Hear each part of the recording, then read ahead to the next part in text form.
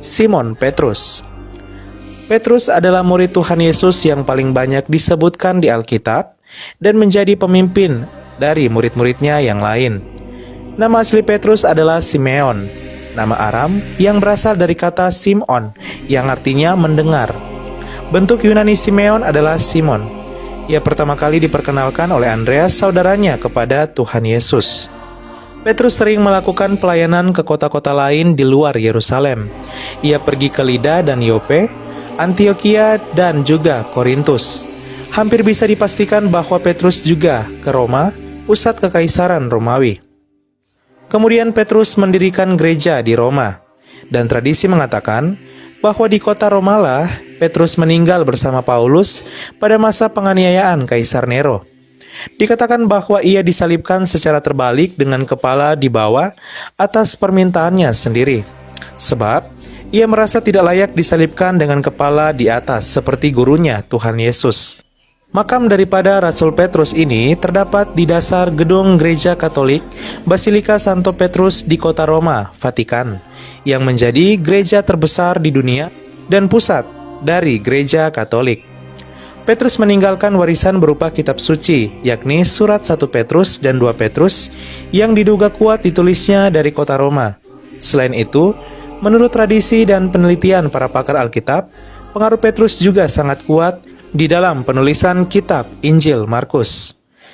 Rasul Petrus dalam Gereja Katolik dikenal sebagai pemimpin gereja yang pertama, yang kini digembalakan oleh Paus Fransiskus, yaitu pemimpin Gereja Katolik ke-266. 2. Andreas. Andreas adalah saudara Simon Petrus. Arti namanya dalam bahasa Yunani yaitu jantan.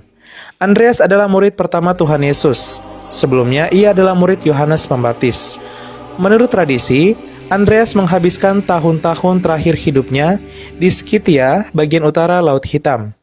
Tetapi sebuah buku kecil yang berjudul Acts of Andrew, kemungkinan ditulis tahun 260 Masehi, menceritakan bahwa ia memberitakan Injil terutama di daerah Makedonia dan juga mati sebagai martir di Patras, Yunani. Dikatakan bahwa Andreas disalibkan di kayu salib berbentuk huruf X, sebuah bentuk religius yang kini dikenal sebagai salib Andreas. Bangsa Skotlandia menjadikan salib Andreas ini sebagai lambang bendera negara mereka. Pada tahun 357, relik Santo Andreas dipindahkan ke Konstantinopel yang kini disebut Turki. Relik merupakan sebuah benda peninggalan ataupun tubuh daripada orang kudus yang dihormati tersebut. Pada tahun 867, tengkorak daripada Rasul Andreas ini dikirim kembali ke Patras, dan pada tahun 1208, tengkorak yang tersisa di Konstantinopel dikirim ke Amalfi, Italia. Pada tahun 1908, semua peninggalannya dikembalikan ke Patras, Yunani.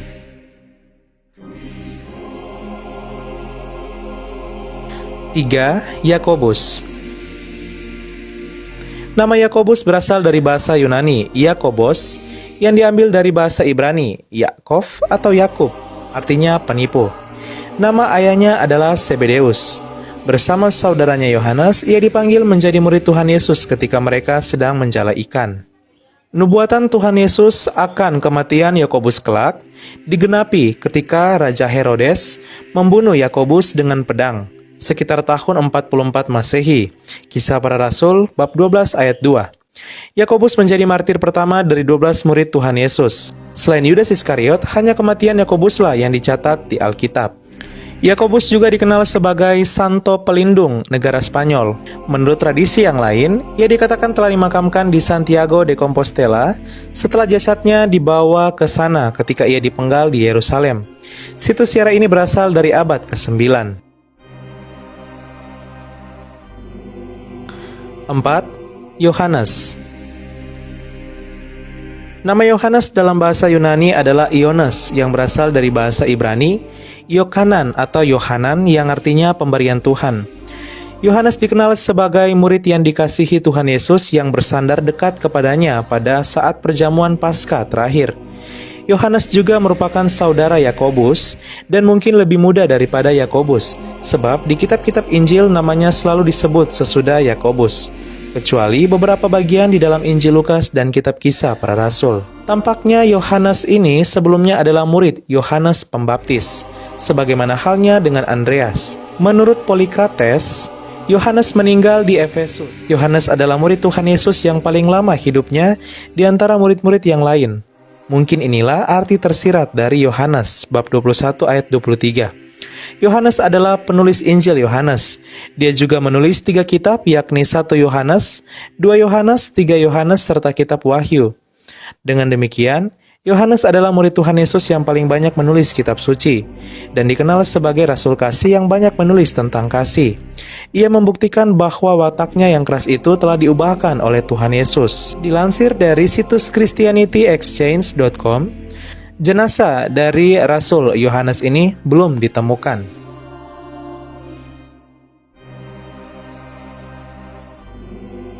5. Filipus. Nama Filipus berasal dari bahasa Yunani, Philippos, yang artinya pecinta kuda. Injil Yohaneslah satu-satunya sumber yang memberikan informasi yang cukup rinci mengenai Filipus. Tradisi menyebutkan bahwa Filipus mati sebagai martir di Hierapolis dengan cara kepalanya dipenggal. Namun hal ini belum bisa dipastikan. Pada tanggal 3 Agustus 2011, Direktur Italia National Research Council Francesco De Andria mengatakan penemuan makam tua di kawasan Bukit Syuhada, Turki diawali dengan penelitian geofisika secara intensif di kawasan Hierapolis, salah satu peradaban kuno yang kini berganti nama menjadi Pumakale.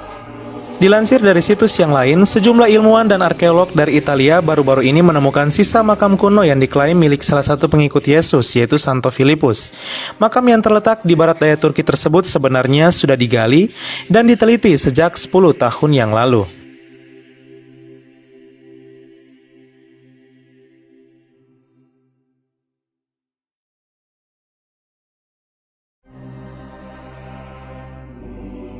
Enam, Bartolomeus. Nama Bartolomeus berasal dari bahasa Yunani, Bartolomaios. Nama ini berasal dari 2 kata Aram, yaitu bar dan tolmai atau talmai. Dalam bahasa Aram, bar artinya adalah anak lelaki.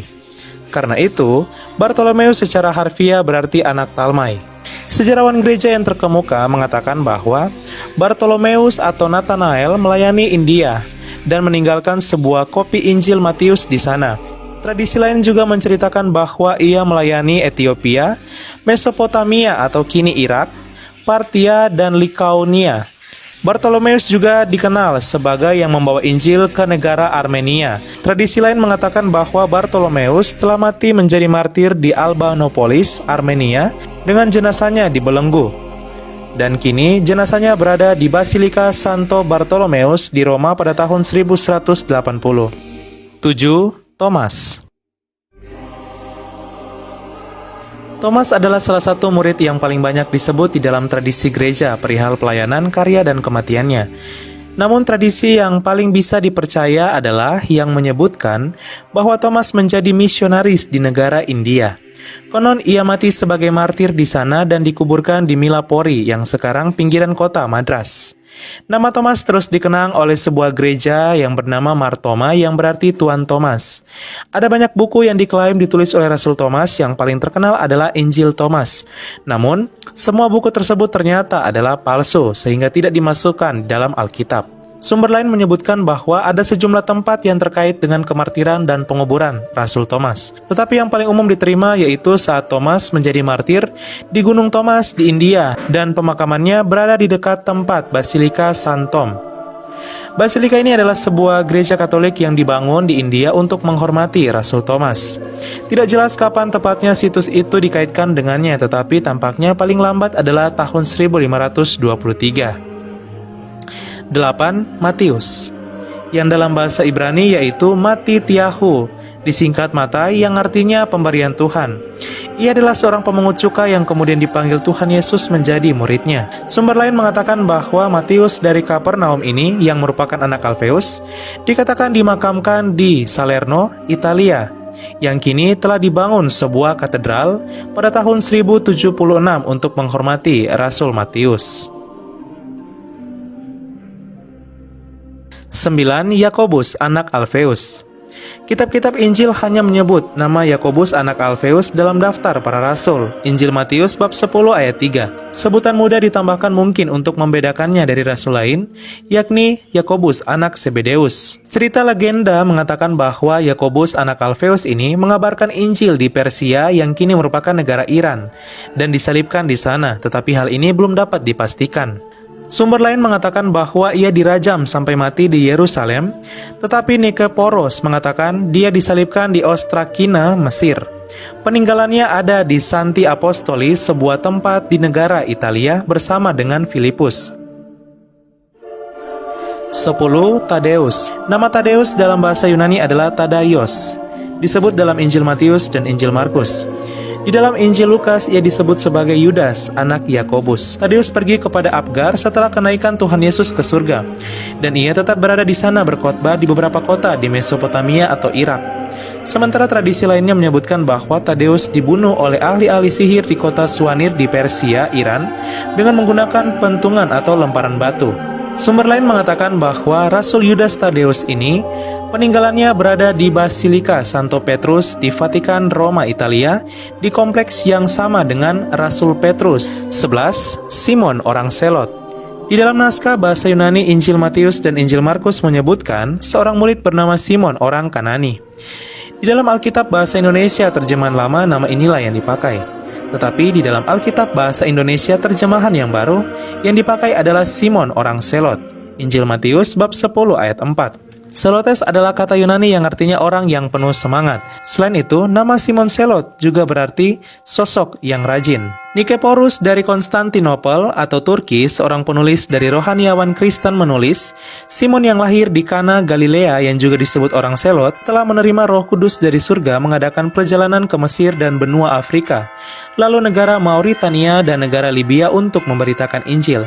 Dan ajaran yang sama diajarkan juga di seputar Samudra Atlantik dan kepulauan yang dikenal sebagai Britania atau Inggris Raya. Sumber lain mengatakan bahwa peninggalan daripada Simon orang Selot ini berada di Basilika Santo Petrus di Roma, di kompleks yang sama juga dengan Petrus. 12. Yudas Iskariot. Nama Yudas dalam bahasa Yunani adalah Iudaios yang berasal dari bahasa Ibrani Yuhda atau Yehuda yang artinya bersyukur. Sedangkan kata Iskariot berasal dari bahasa Ibrani Iskriot yang secara harfiah berarti orang dari Keriot. Sumber lain mengatakan bahwa Yudas Iskariot meninggal di Akeldama dan mungkin masih di sana, tetapi tidak ada yang sangat tertarik untuk meneliti dan juga memuliakan makam daripada pengkhianat tersebut. 13. Matias, pengganti Yudas Iskariot. Setelah kematian Yudas Iskariot, Rasul Petrus mengusulkan untuk memilih pengganti pengkhianat tersebut, sehingga jumlah rasul tetap 12 orang. Lalu Petrus memberikan beberapa persyaratan tertentu yang harus dimiliki oleh rasul yang baru, yakni harus mengenal Tuhan Yesus mulai dari baptisan Yohanes sampai hari Yesus terangkat ke surga.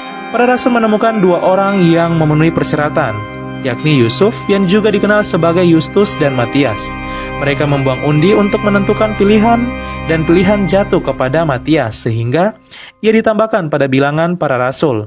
Dilansir dari sumber yang lain, orang-orang Yunani mengklaim bahwa Matias dimakamkan di Gonio, negara Georgia, tetapi umat Katolik juga telah memiliki relikwinya di Biara Santo Matius di Trier, Jerman, sejak tahun 1148. Ya, sahabat Angkar dan Data Channel, itulah dia kisah akhir hidup daripada 12 Rasul Yesus dan juga makam daripada mereka. Semoga kiranya apa yang menjadi pewartaan daripada 12 murid Yesus ini dapat diteruskan oleh umat Kristiani hingga sampai saat ini agar menjadi buah-buah pewartaan yang menghasilkan kabar sukacita bagi dunia. Terima kasih.